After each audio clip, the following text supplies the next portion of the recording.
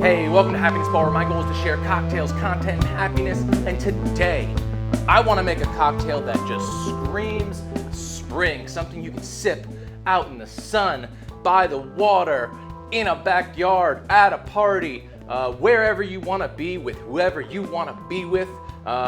Today, we're going to make a Pisco Sour. And we're not just going to make any Pisco Sour. I really wanted to utilize really vegetal, herbaceous notes in this cocktail. So we're gonna make a little Garden Pisco. All right, so we've never worked with Pisco before on this channel. A quick rundown on Pisco. It's essentially an unaged brandy.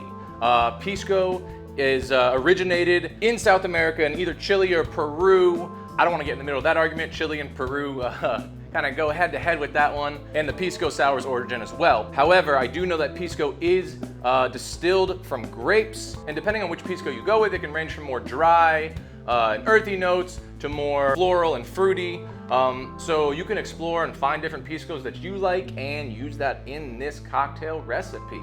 But anyway, let's get into the build for our little Garden Pisco Sour. So the build for our Garden Pisco is 2 ounces of Pisco. We're doing 1 ounce of lime juice. We're doing 1 ounce of our garden syrup that we're gonna make right here. 1 whole egg white. We're gonna do 2 dashes of celery bitters. We're gonna do a little wet shake, a little dry shake to froth it up. We're gonna serve that cocktail up in a coupe glass, and we're gonna garnish that with some more celery bitters on top, as well as some herbs and maybe a sliced tomato as well, just to make it pretty. With all that being said, let's just go ahead and jump right into the prep work. Tools you're gonna need for the prep. You're gonna need a cutting board. You're gonna need a knife. You're gonna need a kitchen scale, something that can weigh out grams. You're gonna need a citrus juicer. You're gonna need a pot. You're gonna need a basket strainer. You're gonna need a bar spoon. And you're gonna need some sealable storage containers. All right, so for our prep work today, the first thing we gotta do is we gotta make that garden syrup.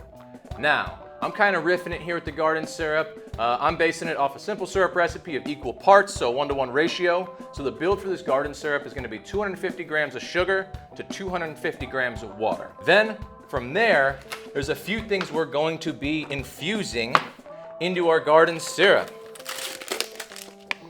I'm gonna infuse some tomatoes here. I got a variety of colors, some yellow, some orange, some red. So I'm gonna infuse and cook in a couple tomatoes just to get a little bit of that note. Then I'm gonna throw a bundle of herbs in. I'm gonna throw in some dill. We got some tarragon here. We got some rosemary. We got some thyme, and we got a little bit of basil. So I really want this thing to be herbaceous, really get a lot of those notes of herbs and some vegetal notes that you might find in your garden. So to start, first thing I wanna do is I wanna get some of these tomatoes just to have a little bit of char on them. So I'm gonna grab maybe 10 of these little tomatoes, right? I'll go with, let's see, 5 red and 5 yellow to make it even. And you know what? I'm gonna do a red and a yellow, an extra, 1 of each, so I can char those up for garnish. And all I'm gonna do is just literally cut these bad boys in half. So we got our tomatoes. We're just gonna have them up. I'm having them long ways. I feel like when I do the garnish, they'll be prettier for the garnish that way. All right, so what I'm gonna do is I'm gonna kick my burner onto a medium-high heat, and with nothing, I'm just gonna place all my tomatoes face down in my cast iron pot here. And I'm just gonna cook these long enough to where I get a little bit of char on the tomato, bring out some flavor, caramelize them a little bit. Got all my tomatoes there. I'm gonna let those kind of char up a little bit. Now, while I am waiting, oh man, my light went out. That's okay. I guess we're using no light for the rest of the episode. Sorry, no blue light.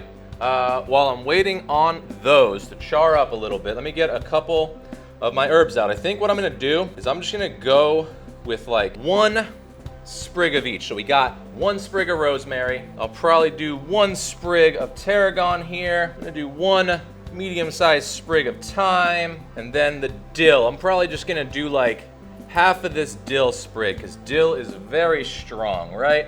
Let's make sure we got it all. We got our tarragon, we got our thyme, we got our dill. All right, last thing I'm gonna do is just grab, I'm not gonna do, just throwing these everywhere. I'm not gonna do all of them, but I'm gonna grab like, I don't know, 3 basil leaves that we're gonna throw into this once we get there. Let me check these tomatoes. I can hear them sizzling. They're getting there. Just gonna let those babies char up a little bit. And while I'm waiting on those to char up a little, I'm gonna grab my scale, grab a container, turn that scale on. Let's zero out that scale. And we're gonna weigh out our 250 grams of sugar. Come on, almost. 250 grams of sugar. Set that over here. I'm gonna place another container on, make sure it's still zero, and we're gonna weigh out 250 grams of water. All right, 250 grams of water. Now, I can see these are starting to char up nicely. Yeah, we got a little color on them. It's hard, once I scrape them, I lose the color a little bit. Let's see, I'm trying to get a pretty one for garnish. All right. Well, we got the char in the pot. That'll work. So I got 2 little ones, a red and a yellow for garnish. I'm just gonna set that aside. These are getting all nice and kind of charred up just a touch. So what I'm gonna do is take my 250 grams of water, gonna add that to the pot with the tomatoes. I'm gonna add my 250 grams of sugar with those tomatoes, and then I'm gonna take all these herbs, roll them up in the hand a little bit, just to really express all the flavor, all the oils, the tarragon. Oh yeah, that is it right there. All right, so let me give this a stir. And what I want is to make sure everything's stirred in well and incorporated. And yeah, we're gonna just bring this up to a boil. Make sure you scratch all the good little charred bits off the bottom of the pot from the tomatoes. That's just gonna add flavor. While that is coming up, I'm gonna go ahead and grab a couple of my limes, and we're gonna get juicing our citrus. Grab a couple containers, and let's juice up our limes real quick. Right, we cut them, we juice them, then you know what's next? We're gonna double strain them. Get all that pulp out, right? All right, that should be enough juice for today. Grab your basket strainer, and as always, double strain your citrus. Get that out of there. And 2.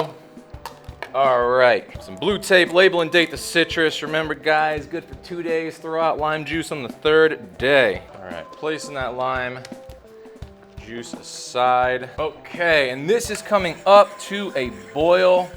What I'm gonna do is turn that off the heat, and I just wanna grab a container, and what I wanna do, I'm just gonna pour this out so you guys can see the color of it. Basically what I want, I spilled a little bit, is I want to allow, it's gonna be hot, this to sit and infuse for about 10 minutes after the fact, right? We just wanna let those herbs stay in there and infuse. And when that's done, we'll strain it all out and we'll be ready to rip with our Garden Pisco Sour. All right, guys, so it's been about 10 minutes. What I'm gonna do is just strain out our syrup here. We got our basket strainer, and we are just gonna pour. Gonna grab a lid, we're gonna label and date. And on this one, guys, I say your shelf life, you're good for up to a week refrigerated. That is it for our prep work today, guys. Let's go ahead and jump into making our Garden Pisco Sour. This is a shaken cocktail, so let's grab our shaker tin. And we're gonna need our jigger. We're also gonna need our glassware. Starting cheapest ingredients, most expensive ingredients. We need an ounce of our lime juice. We need 1 ounce of our garden syrup that we just made. Need 2 dashes of celery bitters. We need 2 ounces of our pisco. And lastly, we need 1 egg white. So what I'm gonna do is bring out the tall side of my shaker tin here, and I'm just gonna crack that, and we'll separate the egg white into that side. And that's just in case we screw up and we drop a yolk in or whatever. We don't drop it directly into the cocktail and screw everything up. We could also have done our egg first, but I like to do it last. All right, so now we can dump that egg white in. And next we just need to grab some ice because we're gonna do our wet shake first. All right, so fill that all the way to the top with ice, just like always. And like every wet shake we do, we're gonna shake for 12 seconds.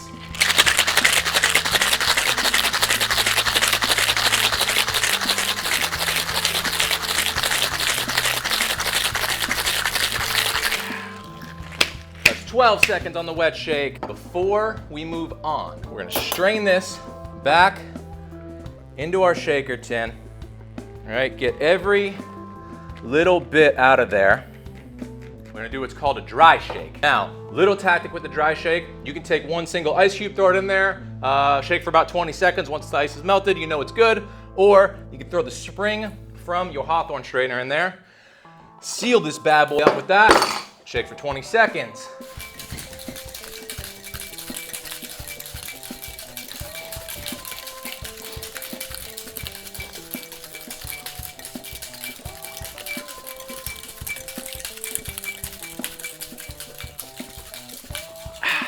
Seconds. We're damn near close at least. Grab the spring from your Hawthorne strainer out of there. I'm gonna put mine back on the thing. Grab your basket strainer along with your Hawthorne strainer and double strain that cocktail as always. Oh yeah. See how beautiful and frothy that cocktail is. So, what are we gonna do now? We're gonna garnish that bad boy. First, I'm gonna take little celery bitters, and we're just gonna drop a few drops around the cocktail, right? Next, I might just take, if I can do this without destroying this tomato, and we're gonna leave off the red one because that one is a little too soft.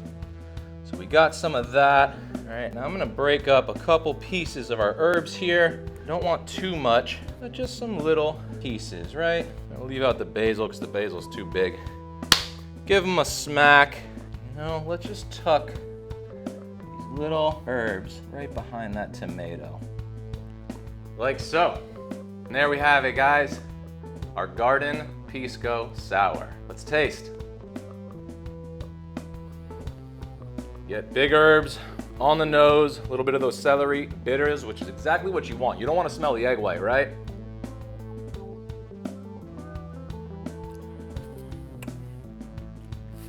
Pisco comes through beautifully, super creamy, nice balance of the acid and the sweet. You get nice herbs on it, super light, great herbaceous notes. I don't know if I'm tasting the tomato on this or not. I think the herbs are definitely the main attraction, but I'm sure it adds something. If nothing else at all, it adds that beautiful little light orange color to the cocktail. Super cool. That's nice, guys. A nice, light, herbaceous Garden Pisco Sour.